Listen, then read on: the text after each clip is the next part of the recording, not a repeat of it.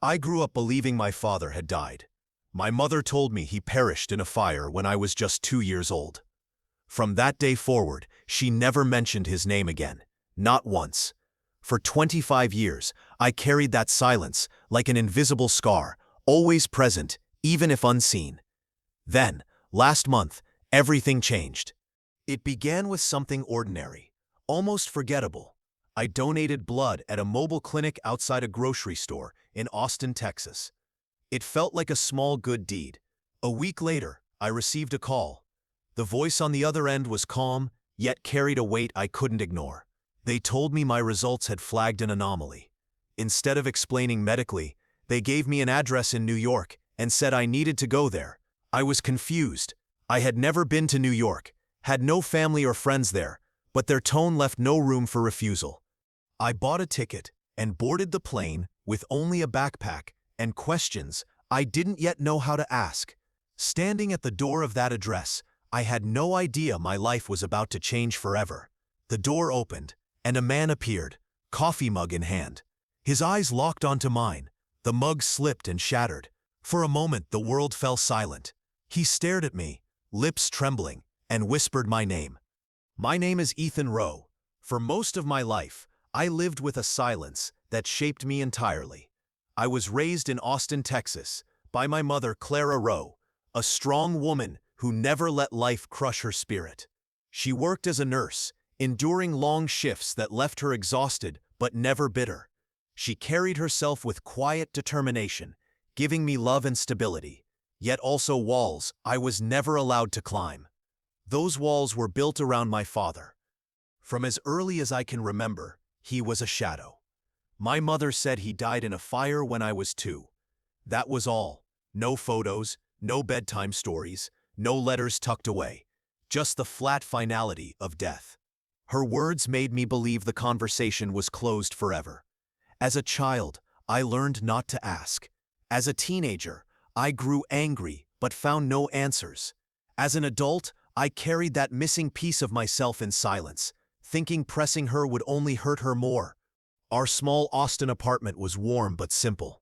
Mom worked hard to ensure I never felt deprived, yet she was careful with money. Furniture was practical, meals modest, and every choice reflected quiet discipline. Still, I never doubted her love. She made birthdays special, Christmas meaningful, even if gifts were small. She was my anchor, fiercely devoted. But love complicated by secrets is never simple. Growing up, I searched for myself in her, not knowing what half of me even was. She had my dark hair and brown eyes, but sometimes I would catch my reflection and wonder about my father. Did he laugh like me? Did he share my restless energy? Always fidgeting, always fixing things unnecessarily. These questions created a hunger I buried under school, friends, and later, work. By 27, my life seemed steady. I worked as a mechanic on Austin's Edge, skilled not only because I understood cars, but because I appreciated order. Machines had reason, people and families did not. The silence about my father still shadowed me, shaping my relationships with friends who casually spoke of dads, lessons, or trips. It made me feel fundamentally different. I dated, but never committed. How could I, when half of me was built on ashes and questions? When I was 20, I tried again to press my mother. Sitting at the kitchen table after her shift, I asked why we had no photos of my father. She froze, her eyes flickering with something I couldn't place, fear or grief. Then, quiet but firm, she said, "Some things are better left in the past, Ethan." Her words closed the conversation, but her gaze carried a shadow heavier than grief. I let it go, but the questions never left me. Despite this, my mother and I were close. She laughed easily when relaxed, exuding warmth and trust. Yet sometimes her eyes seemed to see someone else, a reminder of the man she couldn't speak of.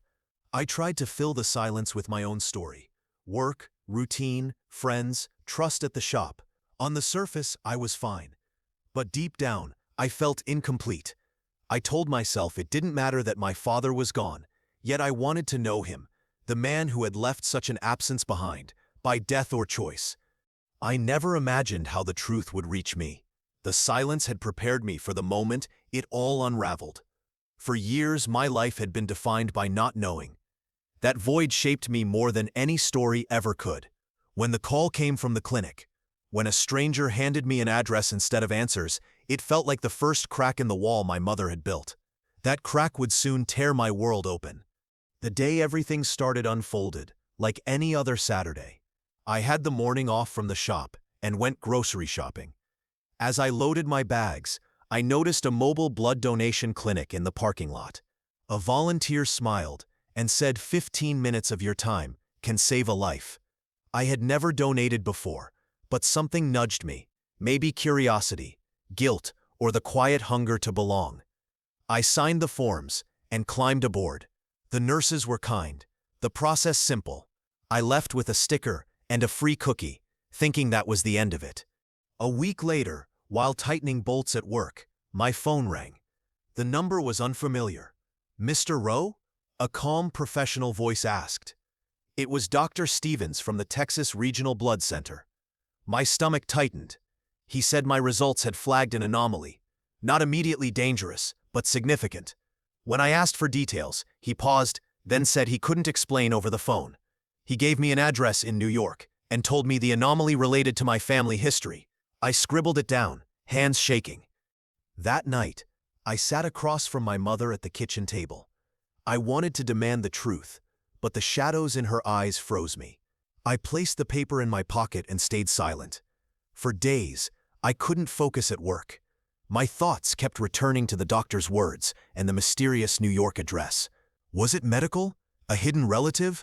Someone who had been searching for me? Eventually, I knew I had to go. Before leaving, I called my mother one last time. Her voice was weary. "Mom, I need to know about Dad," I said.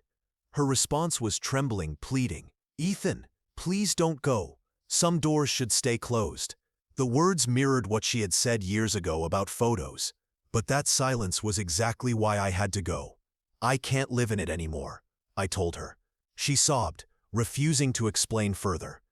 I realized she would never tell me. The truth was too heavy. So I made the choice for both of us. I booked a last-minute flight to New York, packing only a backpack with essentials and the address that burned in my pocket. I told no one else. This truth was mine to uncover. The plane lifted off, leaving Texas behind, carrying me toward questions and the hope of answers. I felt fear and anticipation in equal measure, ready to confront the lifelong absence of my father. The decision didn't happen in an instant. It had built up over days. Every time I tried to focus at work, the address burned in my pocket. Every night, I saw the fear in my mother's eyes, knowing she would never open the door to the truth. If I wanted answers, I had to seek them myself. The morning I bought the ticket, I felt like standing on a cliff edge. New York was far, unfamiliar, and held no guarantee. Yet, 25 years of silence left me no choice. I pressed the purchase button, and the confirmation email arrived, a point of no return. I packed carefully, each item symbolic of the journey ahead. I paused, staring at the walls of my room, bare except for a few posters and a photo of my mother and me at graduation. She was proud, smiling, arm around me. Did she know this day would come, when silence could no longer hold me? I hardly slept. My mind spun through possibilities. Hospital, research center, distant relative. Fear and curiosity wrestled inside me. At dawn, I moved through the hotel, backpack in hand, toward Mercer Street. My hands were clammy, chest tight. I stood across from number 48, ordinary brick and wood, yet it felt impossibly heavy. The instinct to turn back was strong, but the years of questions, the silence, my mother's warnings, none of it could outweigh the need to know. I crossed the street, climbed the steps, and knocked. For a moment, nothing happened. Doubt nearly made me leave. Then footsteps, and the door opened. A man stood there, coffee mug in hand, gray-streaked hair, lined face. His eyes, the same brown as mine, stopped me cold. The mug slipped and shattered. He stared, lips trembling. "Ethan." His voice cracked. "Yes," I said, raw. "I'm Ethan." His face went pale. He pressed a hand to the doorframe, whispered again, "My son." The man who had been declared dead was alive. "You're supposed to be dead," I blurted, anger and disbelief in my voice. He stepped aside. "Please, come inside. Let me explain." Hesitant, fists clenched, I crossed the threshold. Inside, the apartment smelled faintly of coffee, cluttered with books and papers. He lowered himself into a chair. For a long time, he simply stared, tears on his cheeks. "I'm Daniel Hale," he said finally. "I'm your father." His words landed heavy. I wanted to shout that my blood had recognized him the moment I saw him. I let him continue. He hadn't died in the fire. He survived, but had been caught in dangerous circumstances. Threats, debts, people who would have harmed us. Staying meant risking both me and my mother, so he left, disappearing to protect us. The revelation was both a lifeline and a betrayal. I thought of my mother, tirelessly raising me alone, bearing silence. "You let me grow up thinking you were dead," I said sharply. "Do you know what that did to me?" He bowed his head. "Every day, I thought of you, but if I came back, they would have found you. I chose to protect you, even if it meant you'd hate me." The anger in me boiled. "You could have told me when I was older, sent a letter, anything." His shoulders shook. For the first time, I saw a broken man, not the strong father I had imagined, but someone weighed down by exile and choices. "You're right," he whispered. "I failed you, both of you. But I'm here now, and I will answer every question. If you walk away after that, I won't stop you. But please, let me tell you everything." I sat back, hands trembling. The fury didn't vanish, but beneath it stirred something unexpected. The boy searching for half of himself felt the missing piece flicker into view. It didn't erase the pain, but it gave me what I had never had, the truth. Daniel leaned forward, his voice steadier now. "Ethan, I never stopped loving you. Every choice I made, every sacrifice, was for you. Seeing you here, grown and strong, is more than I ever expected." I wanted to resist, to cling to the anger I had carried for decades. Yet I also wanted to believe him. For the first time, I could look into the eyes of the man who had given me half of who I was. We sat in silence, bound by blood and absence, the air heavy with pain and possibility. After 25 years, the silence between father and son had broken, replaced by a truth that would change everything. Leaving Daniel's apartment that night, New York's lights blurred around me. My body felt heavy, carrying the weight of years of silence. I had met my father. He was alive. Not a ghost, not a cruel absence, but a flawed man who was still mine. Back at the hotel, I stared at the ceiling, trying to process. I wanted to hate him. Yet another part of me, the part that had searched mirrors for his face, wanted to believe. His story of danger and sacrifice didn't erase the pain, but it explained it. For the first time, I had answers instead of shadows. The next morning, I called my mother. "Mom, I met him. He's alive," I said, voice shaking. Silence.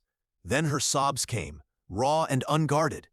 "I knew this day would come," she whispered. "You knew he was alive?" I asked, chest tightening. "Yes," she admitted. "He begged me to keep you safe. I believed him, and I kept the secret so you could grow free." Her words cut deep. She had carried decades of fear and grief alone.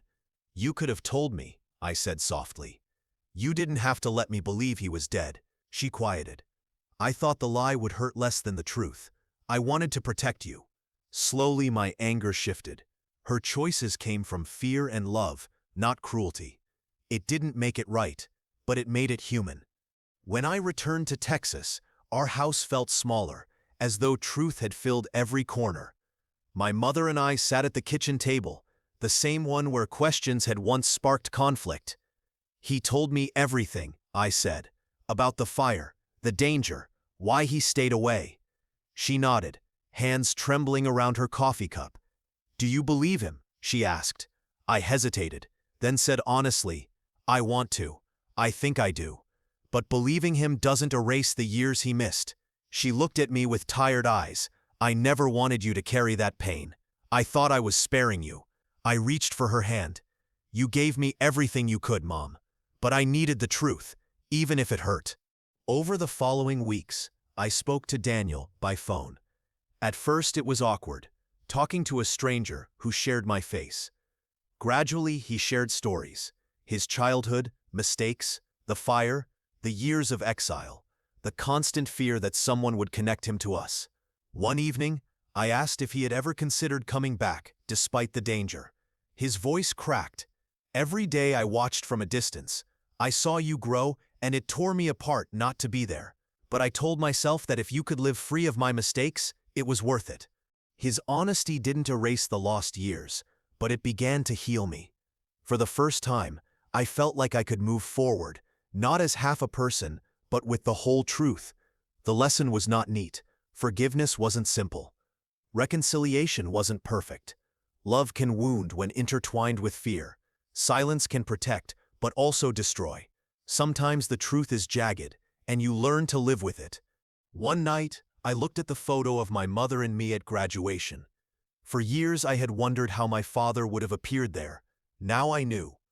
Though I could never reclaim lost years, I could carry both of them. My mother, who protected me with silence, and my father, who sacrificed presence for safety. The story I grew up believing was a lie, but the truth I discovered was powerful. I was no longer a boy defined by absence. I was a man who had faced silence, broken it, and found himself in the pieces. I share this story not to condemn or glorify, but to remind anyone listening that truth, however painful, is what sets you free. For 25 years I lived under silence, believing my father had died in a fire. What I found was more than a man. It was the truth hidden from me all my life. Painful, messy, and complicated.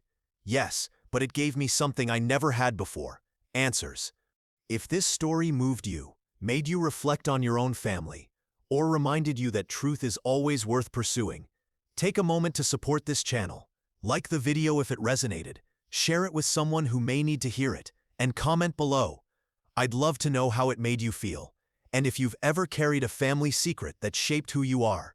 For more real stories about life, loss, truth, and moments that change everything, subscribe and turn on notifications so you never miss the next one. Thank you for listening.